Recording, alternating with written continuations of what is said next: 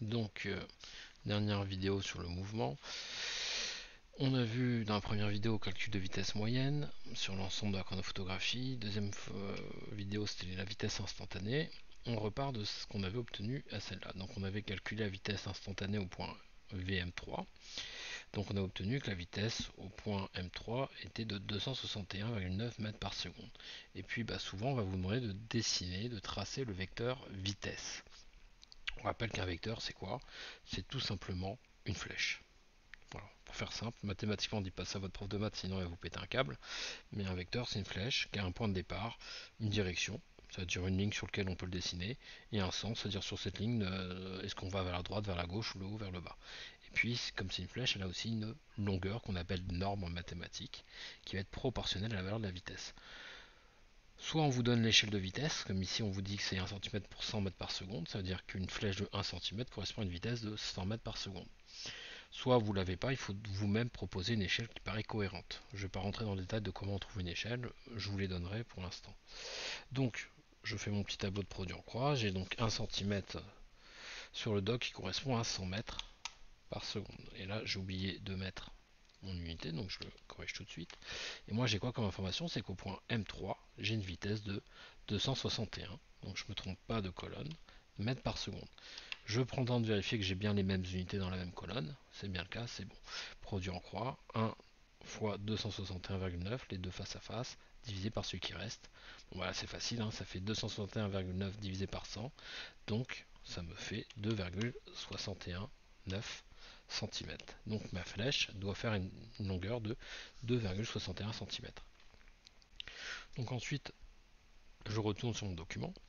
Pour faire la chronophotographie, en fait, il faut que la flèche parte du point M3. Parce que la vitesse instantanée du point M3, le vecteur, on va le représenter en partant du point M3.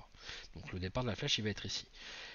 Il va être selon la tangente à la trajectoire. La tangente, c'est quoi? En gros, vous prenez à main levée, vous dessinez la trajectoire qui va de M2 à M4 en gros, pour faire simple, et qui passe par M3 en essayant d'être à peu près le plus régulier possible, ne pas avoir trop de cassures. En gros, ça représente la trajectoire que va prendre l'objet entre M2 et M4. La tangente, ça va être tout simplement, je vais partir de là et je vais suivre la trajectoire sur cette petite point là. Vous voyez, elle est comme ça.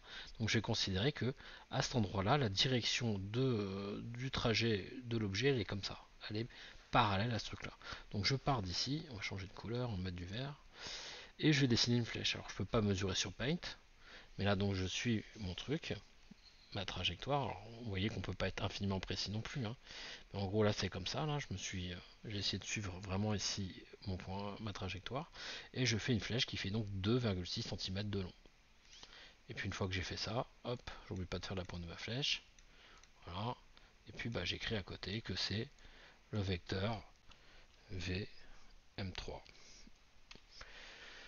Et puis comme c'est un vecteur, on n'oublie pas que le vecteur on l'indique par une flèche au-dessus. Alors je rappelle que la flèche au-dessus n'a rien à voir avec la direction, le sens de la flèche qu'on a dessinée ici, hein. C'est juste toujours une flèche de gauche à droite pour dire qu'on parle d'un vecteur, donc d'une flèche.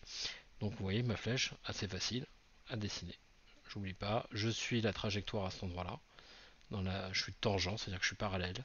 Et puis je fais la longueur que j'ai calculée auparavant. Et puis j'indique. Je vais dans le même sens que la trajectoire. Et voilà. Et c'est fini pour savoir dessiner un vecteur de vitesse instantanée.